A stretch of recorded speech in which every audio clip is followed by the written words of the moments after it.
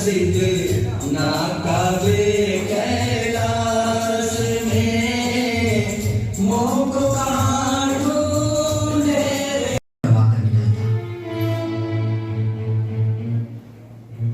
यह क्या बक रहा है? सुन फकीर, तेरे यह फलसफे तुम्हें दूर नहीं ले जाएंगे। मुझे दूर जाना ही नहीं है, मुझे केवल अपने मालिक के चरणों तक जाना है। एक इंसान से दूसरे इंसान के दिल तक जाना है। जहां बना यह आदमी दीन की तौहीन करता है, रोजा नमाज को बुरा भला कहता है, यहाँ तक कि मस्जिद की सीढ़ियों पर खड़ा होकर उल्टी सीधी बातें करता रहता है। सुन फकीर, हमने सोचा था कि हम तुम्हें अपने साथ दिल्ली ले चलेंगे और तेरी मुलाकात शेख तकी साहिब से कराएंगे, पर मैं देखता हूँ कि तू कोई खप्ती ज़नूनी आदमी है जो यहाँ उल्टी सीधी बातें करके बदअमनी फैला रहा है। बोल, तेरा मजहब क्या है? एक निरंजन अल्लाह मेरा, हिंदू तुर्क दू ही नहीं मेरा। पूजा करूं न नमाज गुजारूं, एक निराकार हृदय नमस्कार। न हज जाऊं न तीर्थ पूजा, एक पिछान्या तो क्या दूजा। कहे कबीर भरम सब भागा, एक निरंतन सुमन लागा। जहां ये लोग बैठते हैं उस जगह की साफ सफाई का इंतजाम मैं करवा दूंगा।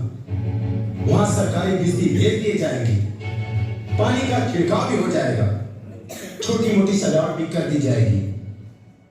कुछ गुलाब के ओड़ा भी छिड़कवा देना। बादशाह सलामत मुमकिन है, उनसे वही मिलना चाहिए। और सुनो, बादशाह सलामत को इस बात की खबर नहीं मिलनी चाहिए कि कबीरदास का झोपड़ा जला दिया गया था।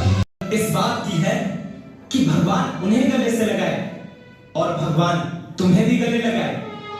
उनका भगवान मुझे गले नहीं लगाएगा साहिब, वह भी उन्हीं को गले लगाएगा। फिर एक बराबर कैसे हुए? क्या एक साथ मिलकर बैठना जरूरी है? सुनिए साहिब, मैं हूं तो नीच जाति का अनपढ़ जुलाहा, पर एक बात तो मैं भी समझता हूं। जब तक किसी की नजर में एक ब्राह्मण है और दूसरा तू, तब तक वह इंसान को इंसान नहीं समझेगा। मैं इंसान को इंसान के नाते गले लगाने के लिए मंदिर के सारे पूजा पाठ और विधि अनुष्ठान छोड़ता हूं और मस्जिद की रोजा नमाज भी छोड़ता हूं।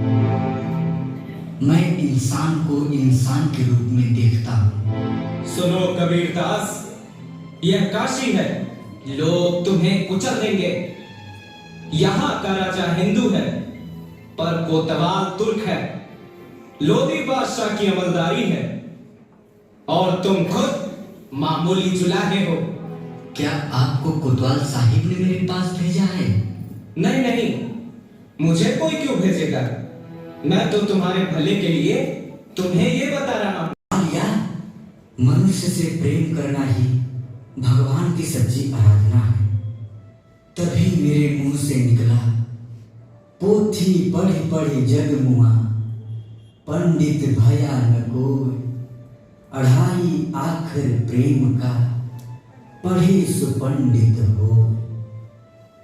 लगता है जैसे मुझे मेरा गुरु मिल गया है। रैदास जी, उसने मेरे दिल की थाह पा ली है। न हरि है जब तक कीने, न काया के जा रे, न हरि है धोती छाड़े, न पाचो के मारे भाई, न पाचो के मारे। दया राखी धर्म को पाने, जग सो रहे उदासी, अपना साजिब सबको जाने, ताहि मिले अविनाशी रे भाई, ताहि मिले रे भाई, ताही मिले अविनाशी रे भाई, ताही मिले अविनाशी। कबीरा! कबीरा, कबीरा, क्या बात है सेना, इतने घबराए हुए क्यों हो?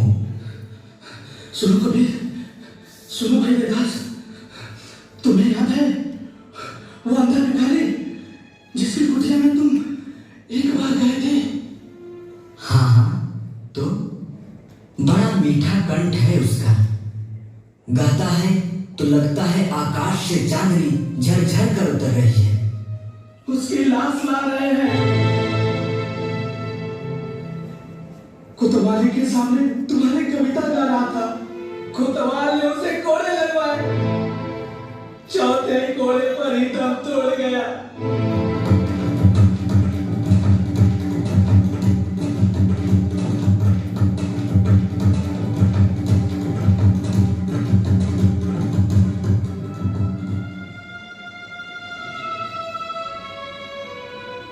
उसकी मां भी अंधी है, उस बेचारी पर क्या बीतेगी।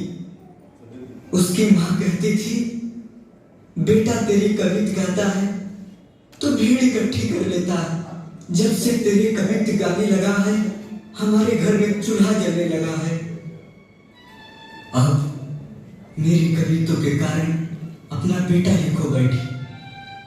रैदास जी, कहो कबीर। रैदास जी, और भी तो लोग हैं जो हमारी कवित गाते फिरते हैं। वह कितने चाव से हमारे पास आते हैं। जब अंधे भिखारी को मार डाला तो उनकी जान पर भी तो बनाएगी।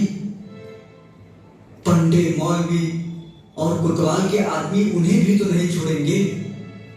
कबीर, मैं सोचता हूँ उन लोगों को मना कर दें कि हमारे कवित गली बाजार में नहीं गाएं, ताकि उन पर कोई मुसीबत नहीं आए। नहीं रैदास जी, इसका यह उपाय नहीं है। हम स्वयं मिलकर अपना समागम लगाएंगे। कोतवाल तो यही चाहता है कि हम चुप हो जाएं, हमारी आवाज बंद हो जाए। पंडित मौलवी भी यही चाहते हैं। नहीं नहीं रैदास जी, अब हम मिलकर अपने कवित गाएंगे, गली बाजार में गाएंगे, समागम करेंगे, हम सत्संग लगाएंगे। उसकी मां पर क्या बीत रही होगी, दुखों की मारी मां। तुम ठीक कहते हो कबीरदास, हम सत्संग लगाएंगे, पर लगाओगे कहाँ पर? कहीं पर भी, किसी सड़क के किनारे बैठ जाएंगे।